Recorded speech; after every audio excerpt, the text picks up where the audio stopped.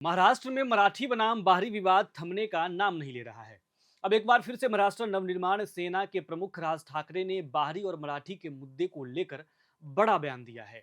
उन्होंने एक कार्यक्रम के दौरान कहा कि गुजरात में बाहरी व्यक्ति जमीन नहीं खरीद सकता है, लेकिन महाराष्ट्र में आकर कहीं से कोई भी जमीन खरीदता है और उद्योग चालू करता है। राज ठाकरे ने लोगों से अपील करते हुए कहा कि अब आगे से अगर कोई जमीन खरीदने आए तो आप अपनी जमीन मत बेचना, बल्कि उनको बोलना कि हमें कंपनी में हिस्सेदारी दो और मराठी लोगों को काम पर रखो। राज ठाकरे ने कहा कि मुझे पता चला है कि महाराष्ट्र सरकार सरकारी खर्च पर गुजराती साहित्य सम्मेलन करवाने जा रही है। सरकार ने जानबूझकर यह किया है ताकि हम इस पर प्रतिक्रिया दें और सरकार को राजनीति करने का मौका मिल जाए। हम अब सरकार के बहकावे में नहीं आएंगे, लेकिन जब हमें लगेगा कि सरकार महाराष्ट्र को बर्बाद करने के लिए कदम उठा रही है, तब हम अवश्य आवाज उठाएंगे। आप सभी लोग जागृत रहिए और बारीकी से नजर रखिए कि आखिर सरकार कर क्या रही है। ठाकरे ने चुनौती देते हुए कहा कि अगर आप किसी को नए कानून के तहत किसी परियोजना के खिलाफ बोलने पर अर्बन नक्सल कहने वाले हैं, तो उसे गिरफ्तार करके दिखाइए। उन्होंने आगे कहा कि किसी मराठी व्यक्ति की कब्र पर उद्योग नहीं लगेंगे। उद्योगों को मराठी व्यक्ति के सम्मान के अनुरूप लगाना होगा। मनसे प्रमुख ने कहा कि हमारे ऊपर आरोप लगते हैं कि हम हिंदी मराठी का मुद्दा उठाकर बाहरी लोगों को परेशान करते हैं, लेकिन गुजरात से 2 बार बिहारी लोगों को भगाया गया। वहां पर जिस व्यक्ति ने बिहारियों के खिलाफ आंदोलन किया और उन्हें मारकर राज्य के बाहर किया, उसे भारतीय जनता पार्टी ने अपनी पार्टी में लेकर विधायक बना दिया।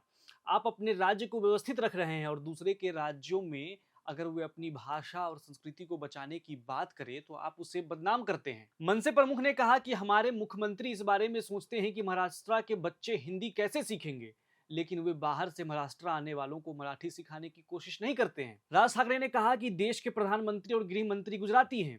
महाराष्ट्र की कई परियोजनाएं गुजरात ले जाई गई। गृह मंत्री एक इंटरव्यू में कहते हैं कि मैं हिंदी भाषी नहीं हूं, मैं गुजराती हूं। हालांकि अगर हम भाषा राज्य की बात करें तो बात संकीर्ण हो जाती है। गुजरात में हिंदी भाषा अनिवार्य नहीं है, फिर महाराष्ट्र में ही हिंदी क्यों? दरअसल बात यह है कि महाराष्ट्र में स्थानीय निकाय के चुनाव से पहले राज्य की राजनीति जो है फिर से गर्मा रही है।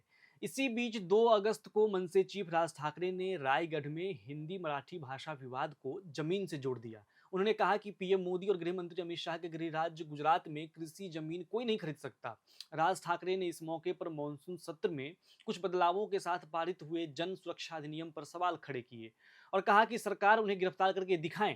उन्होंने कहा कि बाहर से आकर जमीन खरीदना और अपनी मर्जी से अराजकता फैलाना काम नहीं आएगा। अब सरकार एक कानून लेकर आई है, अगर आप किसी परियोजना का विरोध करते हैं तो सरकार आपको गिरफ्तार कर सकती है। गिरफ्तार करके देखिए, मैं मराठी लोगों की कब्रों पर उद्योग लगाने नहीं दूंगा। अगर उद्योग लगाने हैं तो मराठी लोगों को उसमें शामिल करना होगा। राज ठाकरे के इस बयान पर महाराष्ट्र के सीएम देवेंद्र फडणवीस का भी बयान सामने आया है। उन्होंने कहा कि इस तरह के बयान कानून को पढ़े बिना दिए गया है। मुख्यमंत्री देवेंद्र फडणवीस ने कहा कि यह कानून उनके लिए नहीं बना है। अगर आप अर्बन नक्सल की तरह व्यवहार करेंगे तो आपको गिरफ्तार कर लिया जाएगा। आप अर्बन नक्सल की तरह व्यवहार नहीं करते हैं, इसलिए आपको गिरफ्तार करने का कोई कारण नहीं है। तो दर्शकों, एक बार फिर से जो है महाराष्ट्र में मराठी बनाम बाहरी का जो है वो जंग शुरू है और तमाम आरोप प्रत्यारोप का दौर शुरू हो गया है।